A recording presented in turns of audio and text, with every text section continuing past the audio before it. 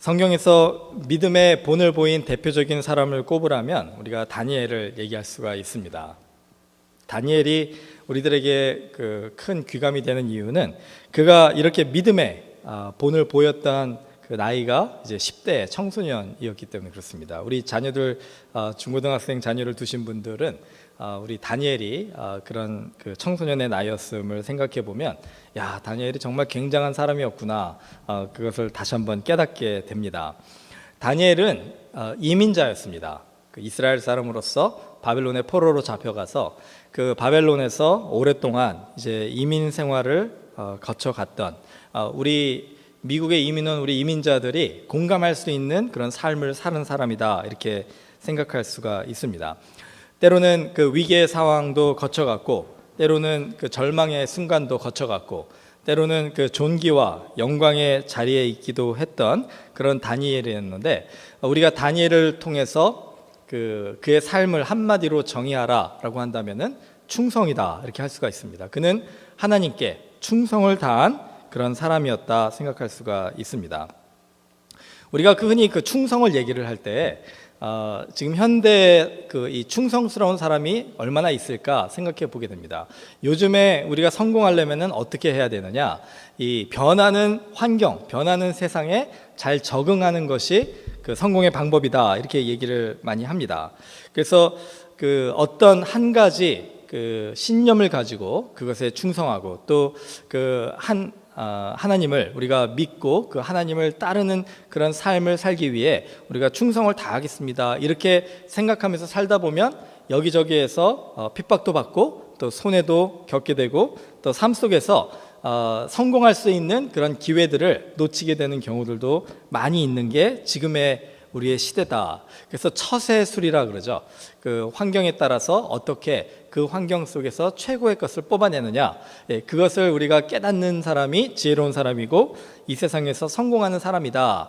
이게 바로 지금 우리 시대의 성공의 방법이다라고 할 수 있으면, 다니엘은 그와는 정반대의 사람이었습니다. 다니엘은 이 변하는 환경 속에서 그것을 적응하는 것에는 관심이 없었어요. 다니엘의 관심은 오로지 한 가지였습니다. 하나님을 기쁘시게 해드리는 삶, 하나님께 충성을 다하는 삶.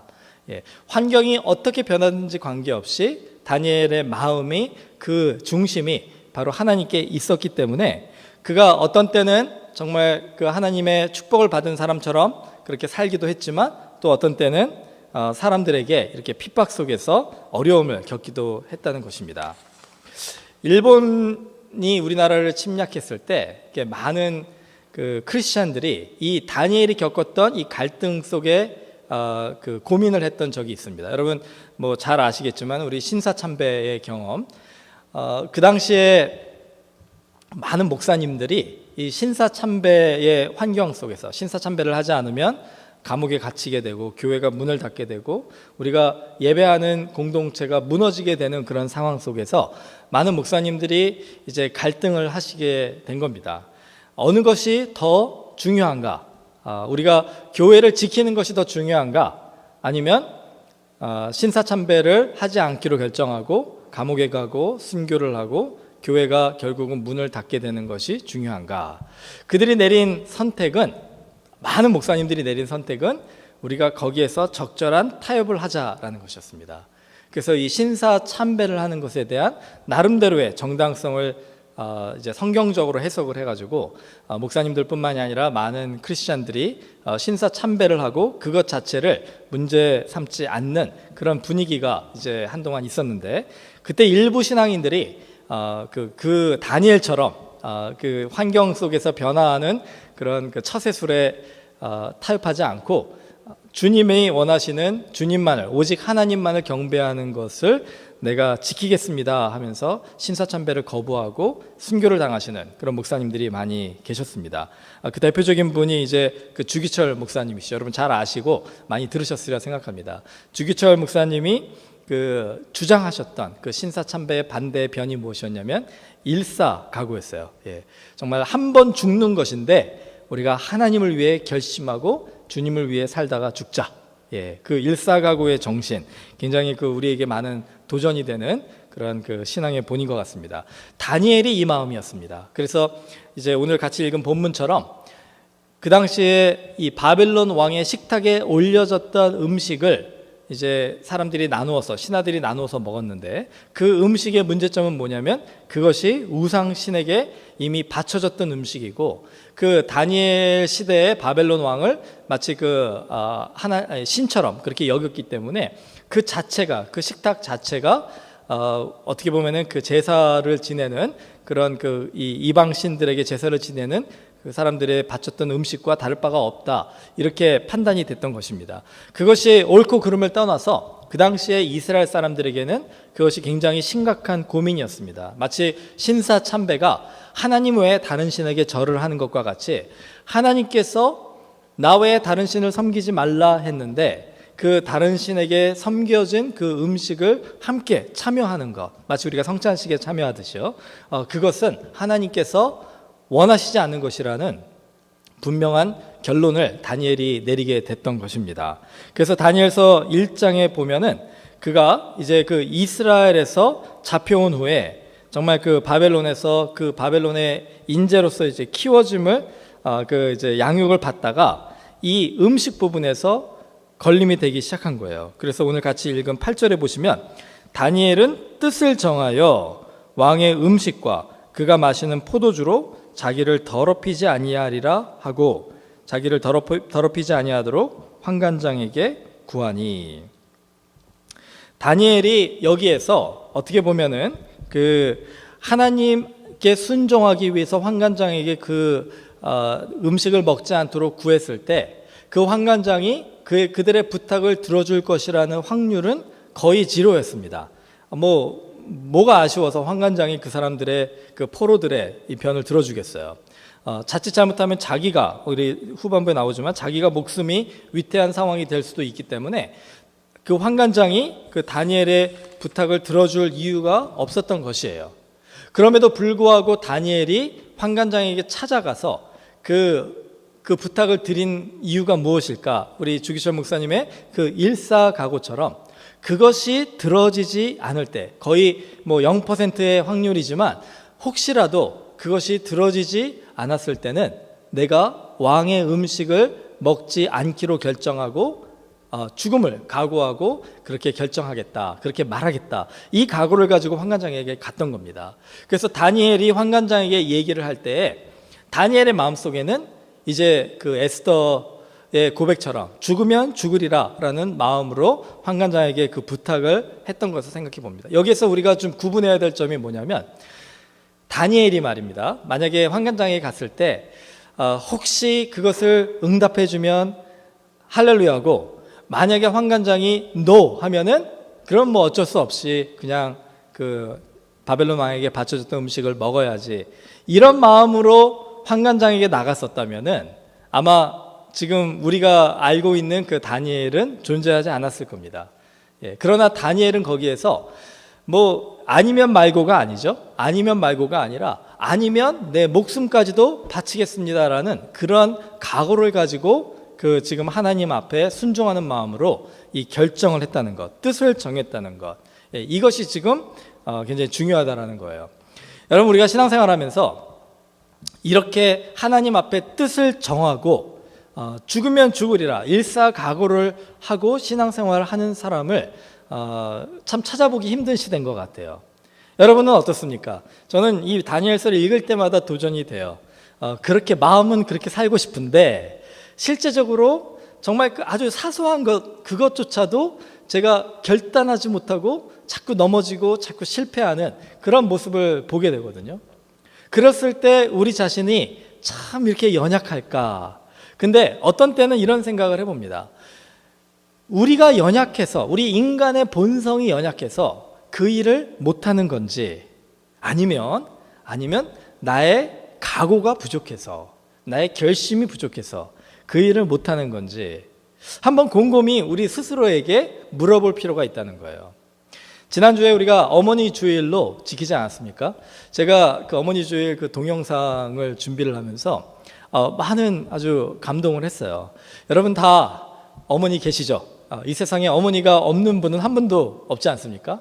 우리의 어머니들을 생각해 보면은요, 그 어머니들이 우리를 위해서 희생하시는 그 모습, 그 희생의 이 각오, 희생의 결단, 이것이 어떻게 가능했을까 하는 생각을 해봐요.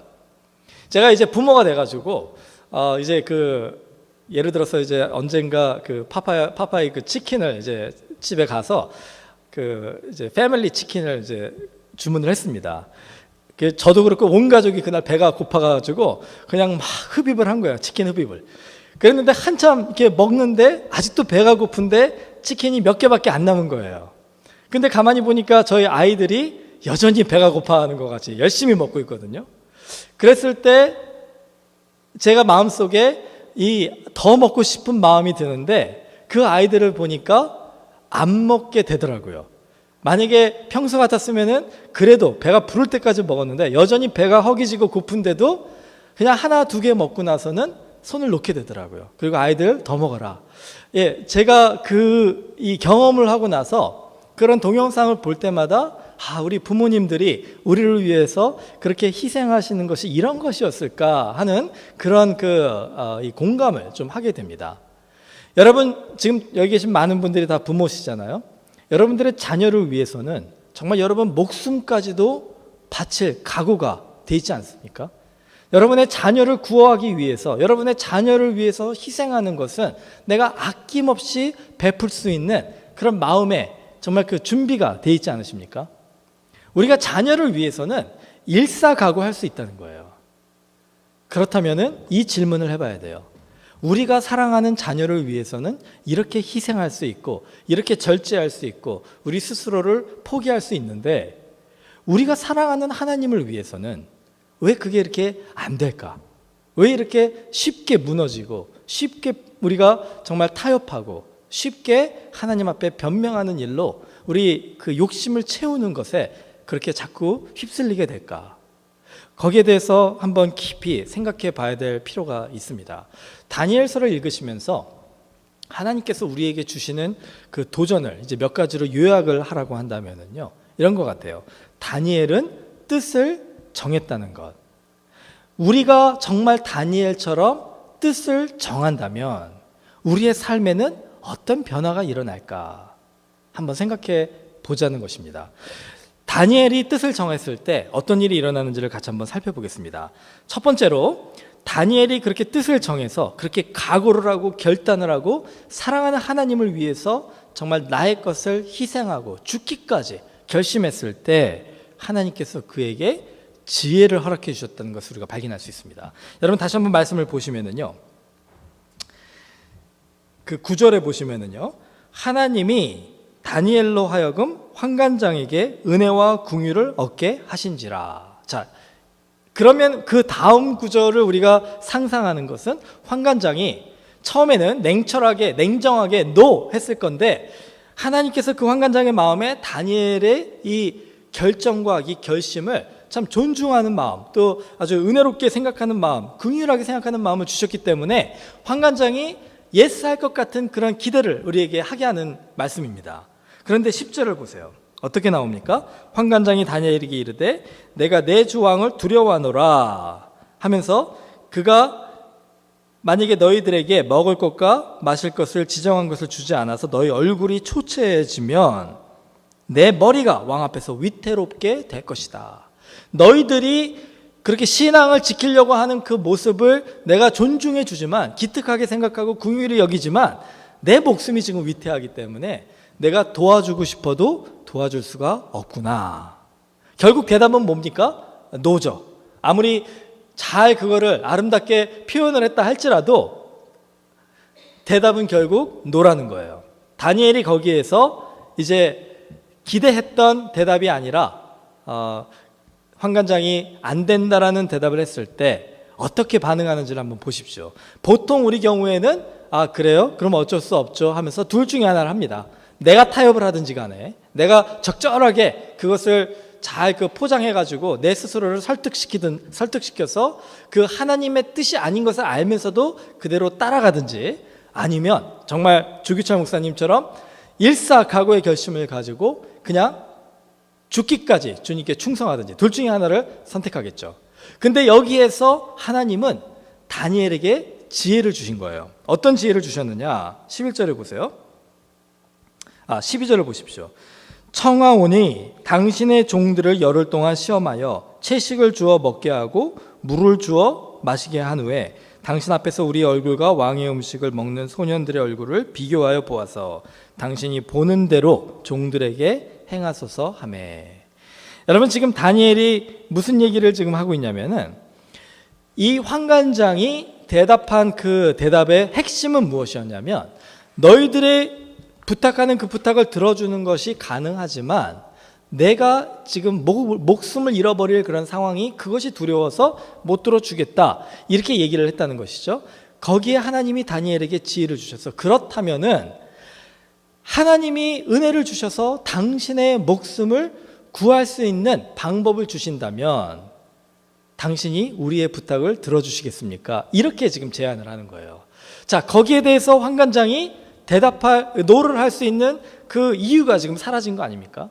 노를 해야만 했던 이유가 그의 목숨을 구하기 위해서인데, 만약에 열흘 동안 시험을 해봐서 그 고기를 먹었는지 안 먹었는지, 그 왕에게 바쳐진 음식을 먹었는지 안 먹었는지 아무도 분별할 수 없다면 환관장이 목숨을 잃어버릴 염려, 그 직장을 잃어버릴 염려가 없게 되는 것이죠.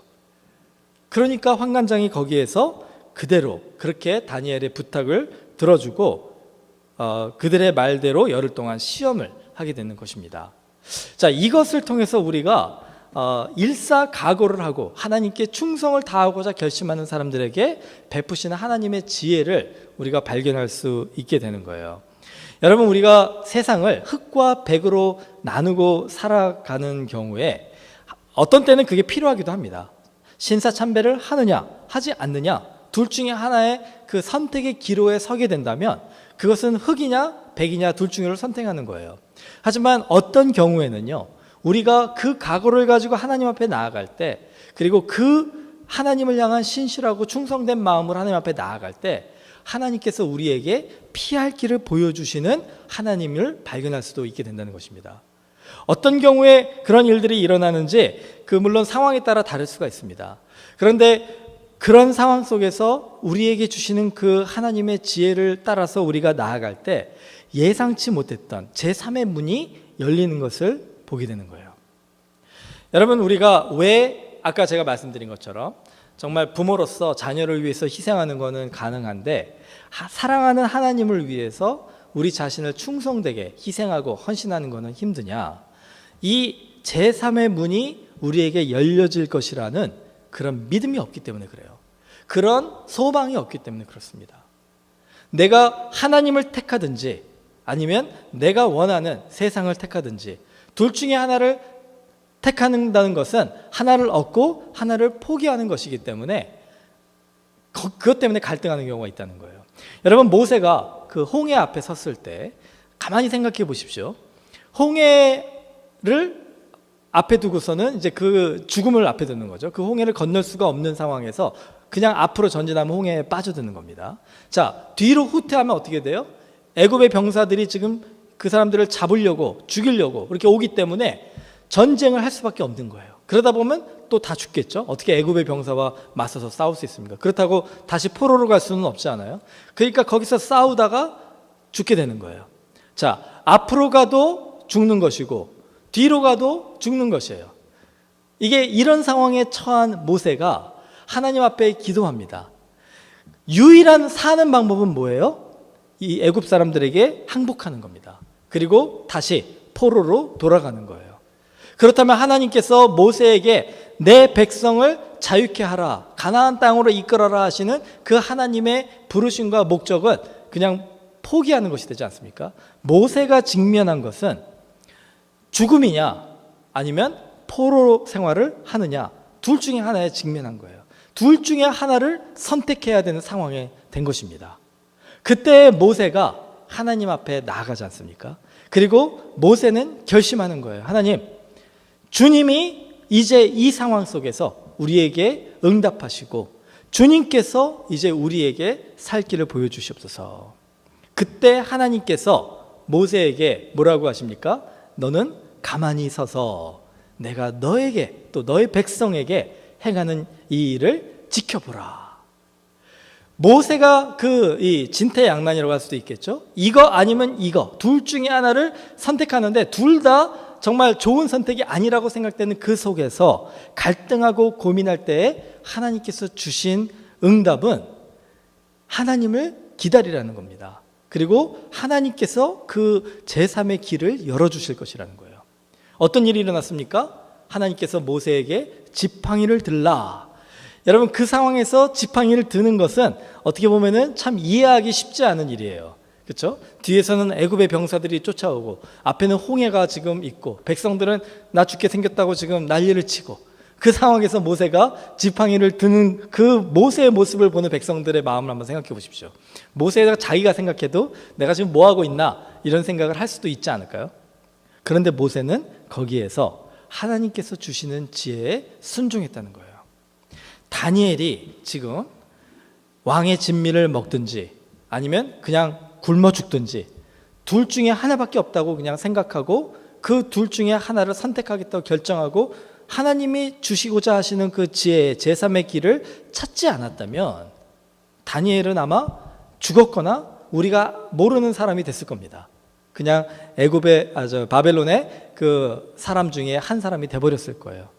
그런데 그가 하나님께 간구하며 기도하며 그 순간에 하나님의 지혜를 찾았을 때 하나님께서 그에게 그 지혜를 보여주셨다는 겁니다. 여러분, 우리의 삶에서 우리가 쉬지 말고 기도하라라는 게 이런 것 같아요. 여러분, 쉬지 말고 기도하라는 게 뭘까요? 순간순간 여러분이 하나님 앞에 그 상황에 정말 하나님께서 함께 해주시기를 기도하시는 거예요. 제가 간증 하나 할까요? 아까 찬양 인도하는데 음을 못 찾겠더라고요. 그래서 찬양을 하면서 기도했습니다. 하나님, 그 마지막 찬양의 네 번째 마디에 분명히 틀릴 것 같은데 도와주십시오. 근데 그 순간에 하나님께서 지혜를 주셨어요. 제3의 길을 보여주셨습니다. 그게 뭔지 아세요? 좀 뒤에 서서 들릴 듯 말 듯 노래해라. 그래가지고 사람들이 그냥 여러분이 크게 하시면은 저는 그냥 자연스럽게 넘어가는 거잖아요. 아무도 모르셨죠? 제가 틀렸다는 거. 분명히 틀렸는데 자연스럽게 넘어가더라고요. 저는 그런 것이 우리에게 주시는 범사에 기도해야 될, 우리가 항상 쉬지 말고 기도해야 될 이유인 것 같아요. 다니엘이 거기에서 이거 아니면 저거, 이 갈등 속에서 하나님 앞에 기도했을 때 하나님께서 그 지혜를 주시고 그가 하나님 앞에 충성할 수 있는 방법을 보여주셨다는 것입니다. 어떤 결과가 일어났습니까? 일주일 동안 그가 채식을 먹었을 때 정말 그 왕의 진미를 먹었던 사람보다 더 건강하고 더 아름다운 모습을 보여주게 되어서 환관장도 기쁜 마음으로 그 다니엘의 부탁을 들어주는 그런 놀라운 기적을 지금 체험하지 않습니까? 자, 이것이 바로 하나님께서 우리가 하나님 앞에 충성을 결심했을 때 주시는 첫 번째 은혜고 선물이다 생각할 수가 있습니다. 두 번째로, 우리가 정말로 하나님 앞에 충성하고 정말 순종하기로 결정할 때 우리에게 주시는 하나님의 선물은 우리의 인생이요, 영향을 끼치는 사람. 여러분, 빛과 소금에 대해서 예수님이 여러 번 얘기하시잖아요. 빛과 소금의 가장 핵심은 뭐냐면요, 영향을 끼치는 존재가 된다는 거예요. 우리가 다니엘처럼 하나님 앞에 충성을 강조하고 하나님 앞에 일사각오의 결심으로 주님의 원하시는 길을 걷고자 나아갈 때 하나님께서 우리에게 영향력 있는 사람이 되게 해주신다는 거예요. 여러분, 한번 지금 우리 자신의 삶을 돌아보시기 바랍니다. 나는 지금 영향력 있는 사람인가? 내 삶 속에서 내가 다른 사람들에게 어떤 영향을 끼치고 있는가? 여러분, 한번 스스로에게 지금 한번 물어봤으면 좋겠습니다. 그 다니엘의 이 삶을 보면은 재밌는 것이, 다니엘은 우리가 그 항상 세 친구와 함께 얘기를 합니다. 다니엘, 샤드락, 미샥, 아벳느고, 이렇게 해서 다니엘과 세 친구 해서 뭐 우리 예전에 썬데이스쿨에도 그림을 그릴 때 이렇게 그 네 명을 함께 그리고 하지 않습니까? 여러분, 오늘 말씀을 읽으셔서 같이 느끼셨겠지만 다니엘과 세 친구가 모두 이 채소만 먹는 그 열흘 동안의 시험에 동참했어요. 그렇죠? 그런데 하나님 앞에 일사각오의 마음으로 충성을 다하기로 뜻을 정한 사람은 누굽니까? 오늘 8절의 말씀을 보시면 다니엘은 뜻을 정하여 이렇게 기록이 되어 있다는 거예요. 새 친구는요, 그 상황 속에서 내가 죽음을 각오하고 이 하나님이 원하시는 그 왕에게 바쳐진 음식을 거부하는 일을 하겠습니다. 뜻을 정하지 못했다는 겁니다. 다니엘이 없었으면 그 새 친구는 아마 그냥 적절하게 타협해서 왕의 진미를 먹었을 거예요. 그런데 다니엘이 여기에서 그 뜻을 정하고, 나는 다른 사람들을 내가 판단하고 비판하고 다른 사람들을 정죄하지 않겠지만, 나는 하나님께서 나에게 주신 이 사랑과 은혜를 배신하지 않겠다. 충성을 다해서 죽으면 죽으리라는 마음으로 내가 순종하겠다. 그렇게 결심하니까 그 새 친구가 하나냐와 미사엘과 아사랴, 그 샤드락, 미샥, 아벳느고는 이제 그 바벨론의 이름이죠. 그들이 다니엘과 함께 그 일에 동참한 겁니다. 다니엘이 그 새 친구에게 영향력을 끼쳐준 거예요. 그 시카고의 그 윌로우 크릭 교회 그 빌 하이블 목사님이 이런 이 크리스천의 정의를 내렸습니다. 크리스천은 전염성이 있는 사람이다. 전염성이 있는 사람이다. 굉장히 일리가 있는 것 같아요. 크리스천이 있는 곳에는 크리스천의 그 하나님을 향한 사랑이 전염병처럼 퍼지고, 크리스천의 하나님을 향한 그런 진리의 충성함이 그 전염병처럼 퍼지는 것이다. 여러분, 청국장 좋아하십니까? 그 청국장 좋아하시는 분들은 아마 그 냄새에 대해서 항상 고민하실 거예요. 청국장은 맛은 있는데 그 냄새 때문에 우리가 쉽게 끓이지 못하잖아요. 만약에 여기 계신 분이 청국장을 정말 잘 끓이시는 분이 우리 성도들에게 청국장을 대접하고자 그 그릇에 청국장을 담아서 오늘 이 예배실에 딱 들어왔다고 생각해 보세요. 그리고 저 구석에 지금 앉아서 이제 몰래 청국장을 지금 숨겨놓고 있는 거예요. 아무도 모르게. 자, 아무도 모르게 그 청국장이 우리 가운데 존재할 수 있을까요? 그렇지 않죠.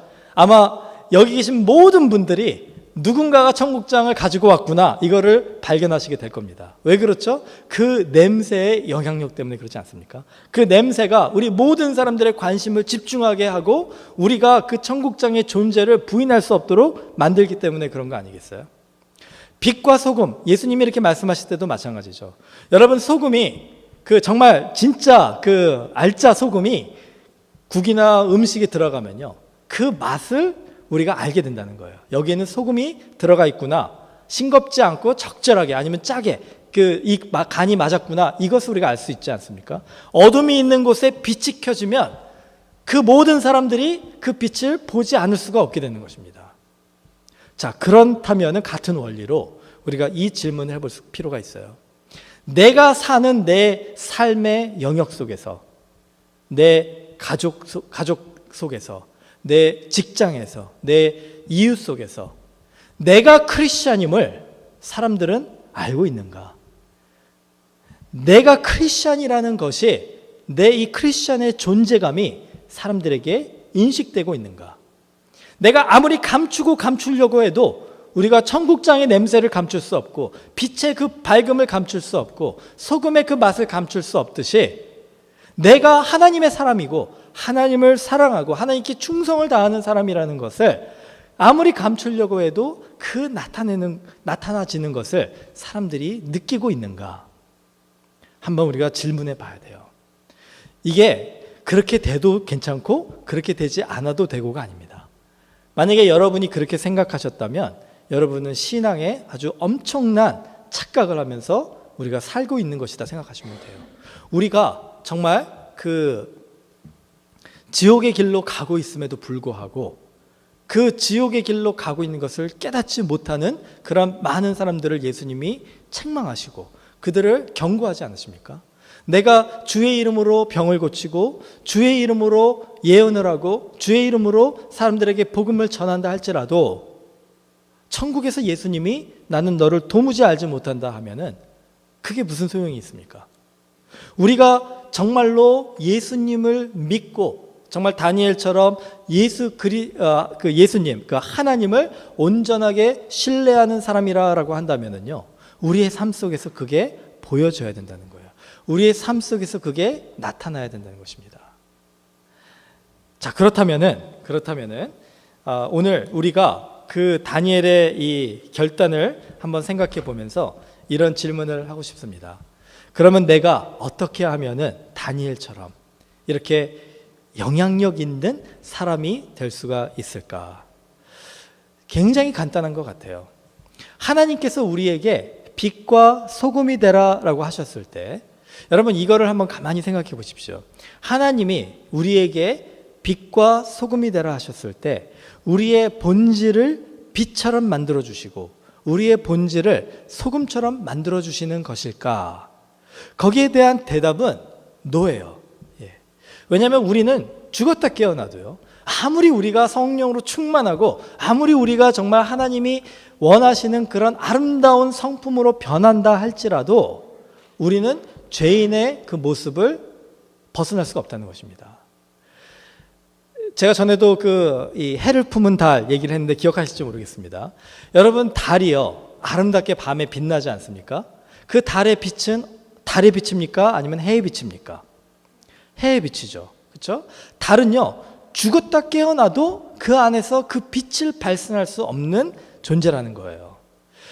예수님께서 우리에게 너희는 세상의 빛이다 라고 얘기하셨을 때 그 말의 의미는 무엇이냐면, 예수님이 세상의 빛이시기 때문에 너희가 내 안에 거하고 내가 너희 안에 거하면 나의 빛이 너희에게 비춰져서 너희가 세상의 빛과 같이 될 수 있을 것이다, 이 얘기를 하시는 겁니다. 예수님께서 우리에게 너희는 세상의 소금이라 얘기를 하실 때 너희가 내 안에 거하고 내가 너희 안에 거하면 너와 내가 하나가 되어서 내가 있는 그곳에 너희가 함께 있기 때문에 너희가 소금과 같은 그런 역할을 할 것이다, 이렇게 얘기를 해주시는 겁니다. 그렇다면요, 지금 우리가 이렇게 영향력 있는 삶을 살기 위해서 우리가 해야 되는 것은 무엇이겠습니까? 이게 답이 이제 나오지 않아요? 우리가 해야 되는 것은 정말 내가 빛처럼 살기 위해서 열심히 그렇게 나 자신을 갈고 닦는 그런 노력을 하는 게 아니라, 내가 정말 소금처럼 살기 위해서 정말 그 썩어 있는 이 세상 속에 들어가서 첨벙 뛰어들어가서 사회개혁, 사회변화 막 외쳐대는 그 일을 하는 것이 아니라, 그 전에 먼저 우리가 해야 되는 것은 무엇이냐면 예수님이 우리 안에 거하고 우리가 예수님 안에 거하는 그 일을 해야 된다는 거예요. 그것을 하기 위해서 우리가 뜻을 정해야 된다는 것입니다. 다니엘이 여기서 뜻을 정해서 바로 하나님 안에서 이 하나님의 명령을 거역하지 않기로 결정한 그 순간에 그 일이 일어난 것처럼 우리도 뜻을 정하고 하나님 안에, 또 우리가 하나님이 우리 안에, 우리가 하나님 안에 거하기로 결정하는 그것이 필요하다는 겁니다. 그 좋은 예가 이제 그 다니엘의 세 친구 샤드락, 미삭, 아벳느고가 보여준 그 장면에 나옵니다. 여러분 잘 아시죠? 느부갓네살 왕이 우상을 세워서 거기에 절하지 않으면은 내가 불타는 화로에 너를 던져넣어서 죽게 하리라. 그랬을 때 그 세 친구가 뭐라고 합니까? 그 자리에 다니엘은 없었어요. 다니엘의 영향력을 받았던 그 친구들이 이제는 그 친구들이 주를 위하여 뜻을 정하고 거기에서 결단을 하고 왕에게 얘기를 합니다. 왕이시여, 나의 하나님, 내가 경험하고 나를 사랑하시고 내가 사랑하는 그 하나님이 나와 함께 있기 때문에 나는 절대로 왕에게 절하지 아니하겠습니다. 왕이 나를 이 화롯불에 던진다 할지라도 하나님은 나를 구해 주실 것이고, 하나님께서 나를 설사 구해 주지 않으신다 할지라도 나는 주님을 위하여 이 죽음을 택하겠습니다. 거기에서 그 다니엘의 그 세 친구의 이 뜻을 정함은 어디에 있었습니까? 하나님이 다니엘의 이 세 친구에게 보여주신 그 동행하심을 통해서 그 나타내 주신 은혜를 그들이 경험했기 때문에 가능했던 거예요. 다니엘이 뜻을 정한 것도 마찬가지라고 생각합니다. 그가 이스라엘에서 경험했던 그 하나님을 이제 바벨론에 와서 부인할 수 없었기 때문에 뜻을 정했던 것처럼 이 다니엘의 세 친구도 이 경험을 통해서 다니엘이 도와줘서 그 경험을 함으로써 그들이 하나님의 동행하심과 하나님 안에 거할 때의 놀라운 은혜를 체험했기 때문에 거기에서 부인할 수가 없는 그들의 경험을 고백한 거예요. 여러분, 정말 저희들이요, 아까 제가 여러 모양으로 우리가 우리 자신의 모습을 좀 돌아보자 도전했잖아요.